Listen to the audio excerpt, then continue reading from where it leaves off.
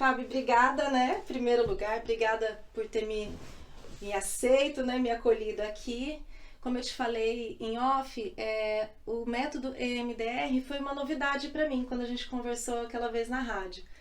Mas você mesma já trabalha há mais de 10 anos com esse método. Sim. Então vamos explicar para o pessoal que, assim como eu, não tinha conhecimento, a grandiosidade dessa ferramenta como autoconhecimento. Então, assim, ó, na verdade, o MDR ele foi inicialmente utilizado para trabalhar estresse pós-traumático. Então, ele é bem focado e bem específico. Tá? A Francine Shapiro ela começou a fazer essa estimulação para pacientes que tinham traumas graves. Nos Estados Unidos, as pessoas se suicidavam muito se jogando nos trilhos de trem. Então, os maquinistas, eles tinham muito problema de estresse pós-traumático porque eles não conseguiam parar o trem e eles sentiam culpa. E quais são os sintomas do estresse pós-traumático, né? A pessoa não consegue mais ter uma vida normal, fica tendo flashbacks do que aconteceu, vem muito em sonho, elas começam a evitar situações na vida que podem causar os mesmos sintomas ou as mesmas sensações com relação ao que aconteceu. Mais ou menos depois de 6 meses, elas podem começar a desenvolver ansiedade, depressão ou síndrome do pânico. Uhum. Até 6 meses depois, que muitas vezes elas nem relacionam com o acontecido, né? E ela também trabalhou inicialmente com veteranos de guerra. Então, essas situações eram situações graves.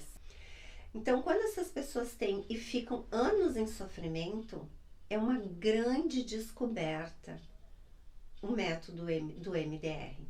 Porque até então, e muitas pessoas ainda não sabem que trauma pode ser curado. Que situações traumáticas que estão lá no inconsciente ou no subconsciente, que continuam perturbando a pessoa sem a pessoa saber, isso pode ser eliminado. Tem pessoas que não lembram mais das situações que estão lá martelando há anos no subconsciente dela. E que muitas vezes se manifestam em sonhos, né? Então, o MDR é um grande alívio, realmente ele cura essa ferida emocional, né? Consegue cicatrizar e nunca mais voltar. Então, quando a gente diz que isso é rápido, porque para uma situação traumática, né, que a pessoa está lá há anos sofrendo com aquilo, a pessoa pode curar, às vezes, numa sessão, 2 sessões, 3 sessões, que sejam 6, 7 sessões.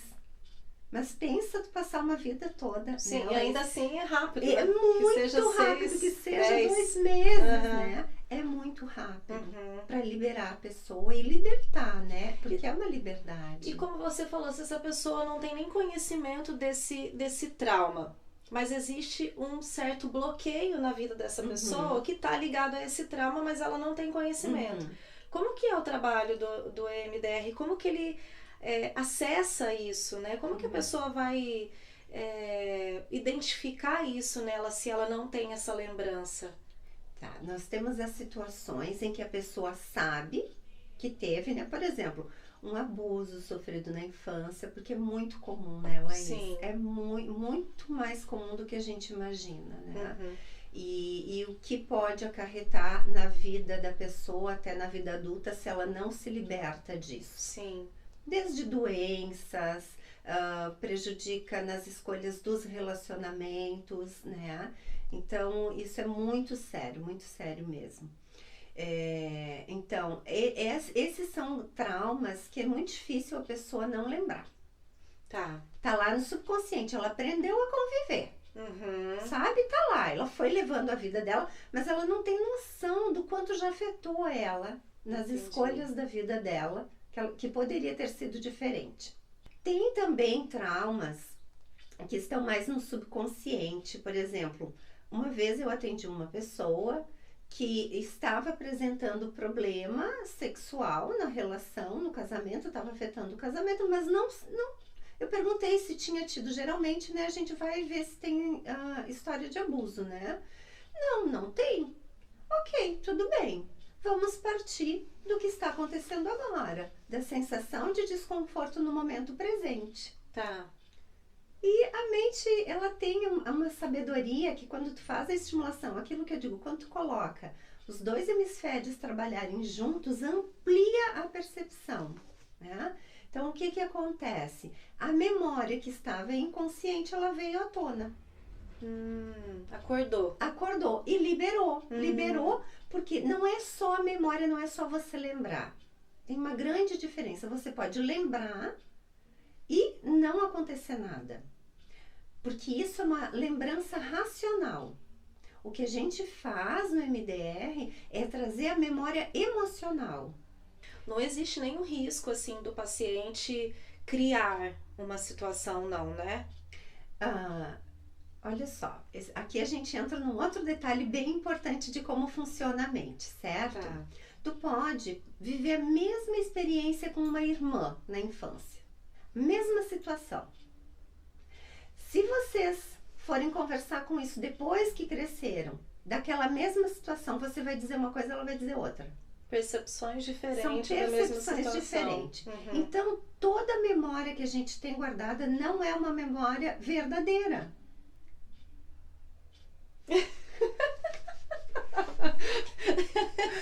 Deu um É nó. incrível! Todas as tuas memórias são uma percepção.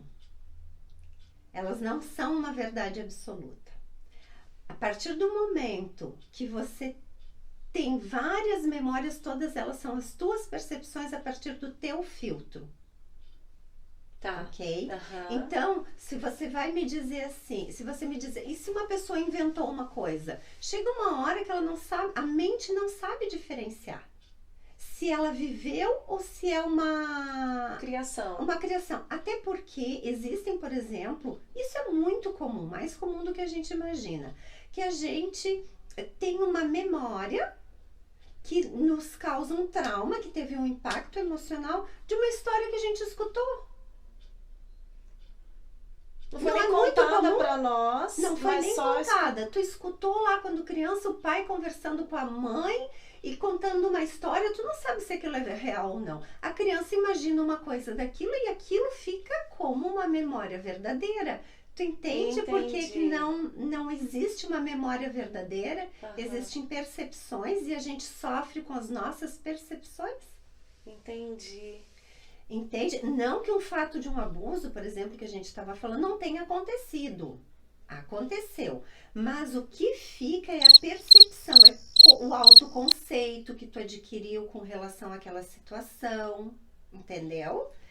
A memória emocional. Isso que eu ia falar. A memória emocional fica no corpo, entendeu? Então, por isso que, voltando, não basta eu lembrar de uma situação que estava no inconsciente. Eu tenho que liberar a carga emocional associada e principalmente que ficou no meu corpo. Quanta criança imagina coisas quando a gente é criança, e quantas coisas que a gente imaginou que não são reais e que a gente, a partir daquilo lá, construiu uma verdade e a partir dessa verdade a gente atraiu situações na nossa vida. Que interessante. É louco, né? Nossa. É muito, muito louco isso. Vamos falar do papel do MDR na prática com esse paciente. Como que funciona esse tratamento? Bom, então voltando lá como acessa, né? Então o Isso. paciente pode chegar com uma memória consciente, dizendo que não aguenta mais, que quer trabalhar isso. Esse Mas é o paciente que lembra. Esse é o Nós paciente estamos falando que lembra. do paciente que lembra. E que é difícil, tá? Chegar um paciente dizendo, eu quero tratar tal coisa que eu sofri anos atrás. Não. Geralmente o paciente chega aqui com uma queixa atual, com um desconforto atual, o que ele não aguenta mais viver na vida dele.